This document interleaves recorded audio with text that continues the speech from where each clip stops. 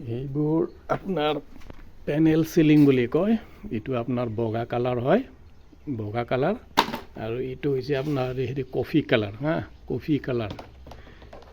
তল পালে হেৰি বগাই থাকে, এইটো এইপিনি আপোনাৰ কফি কালাৰ।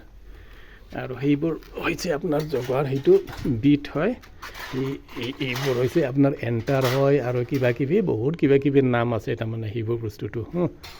তাৰপিছত আপোনাক দেখাই আছোঁ সেইবোৰ হৈছে এই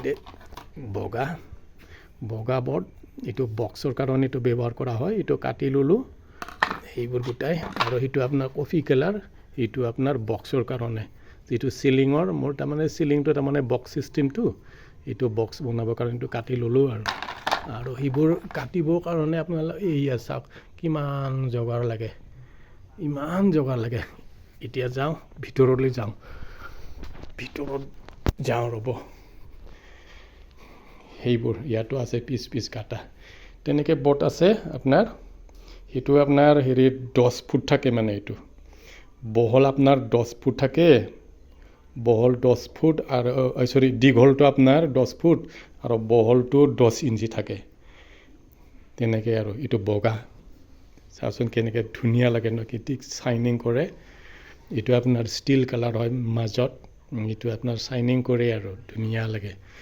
এতিয়া চিলিংটো মই বনালোঁ, মই অকলে বনালোঁ, সেনেকৈ কষ্টৰ মাজেৰে বনালোঁ। এতিয়া চাওক তেনেকৈ ছিষ্টেম তাৰমানে এইটো গোটেইখিনি মই একবাৰ আপোনাৰ চিলিংটো মই দেখাই দি আছোঁ। এইটোৰ চাওক কমপ্লিট হোৱা নাই, মই এটা দেখাই আছোঁ আপোনালোকক। চাওক কেনে লাগিল এতিয়া, সেনেকৈ হ'ল আৰু গোটেইখিনি। এইটো এক ৰাউণ্ড মই এটা মাৰি দেখুৱাই আছোঁ, চাৰিওপিনি একবাৰ মাৰি দেখুৱাই আছোঁ।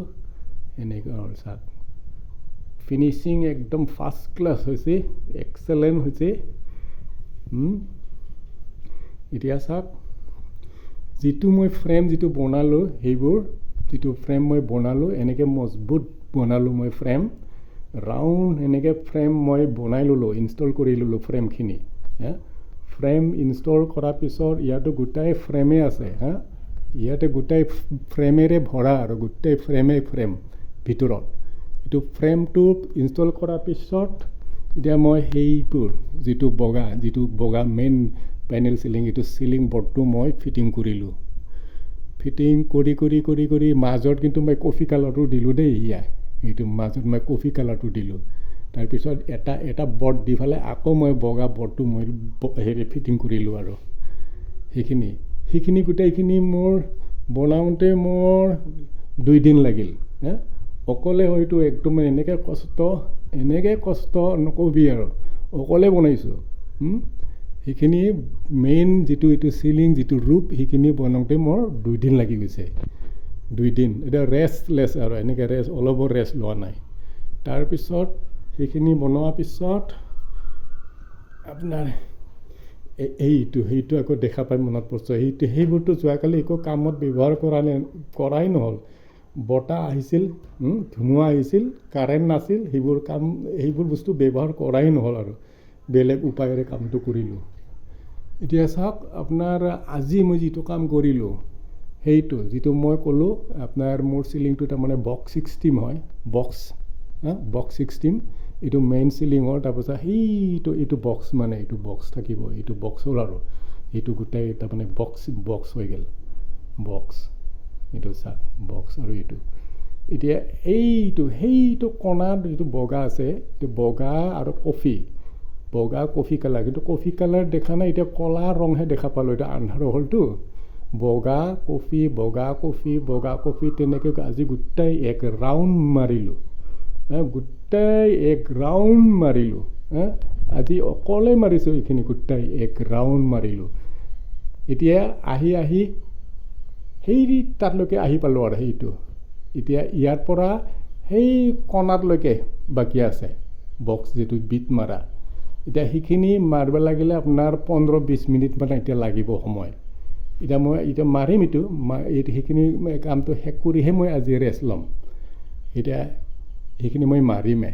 এতিয়া সেইটো মাৰাৰ পিছত আপোনাৰ কালি মই যিটো কাম কৰিম, সেইখিনি যিটো ব্লেংক স্পেচ দেখা পাইছে নহয়, এইবোৰ মুকলি একদম মানে খোলা খোলা জেগা সেইবোৰ মানে মই কালি মই কৰিম কালি মই শেষ কৰিব মই চেষ্টা কৰিম গোটাই পূৰা ৰাউণ্ড মই একদম মানে গোটাইখিনি মই শেষ কৰিব চেষ্টা কৰিম যদি নোৱাৰে তেতিয়াহ'লেতো কথা নাই মই পিছদিনা নেক্সট দিনাখন মই কৰিম এইখিনি এতিয়া চাওক এতিয়া আপোনাৰ কাৰেণ্টত এই যিটো কাৰেণ্ট জ্বলি আছে সেইবোৰ কাৰেণ্টটো কিন্তু মই বহুত ভয় কৰোঁ দেই এনেকৈ ভয় কৰোঁ মই কাৰেণ্টত মই কাম নকৰোঁৱে বিৰাট ভয় কৰোঁ এইখিনি কাৰেণ্টৰ কামটো কিন্তু মই কৰা নাই আমাৰ গাঁৱৰে এজন ল'ৰা মই তাক মাতিলোঁ আৰু ধুনীয়াকৈ কাৰেণ্টখিনি গোটেইখিনি কামটো কৰি এৰি দি দিলে মোক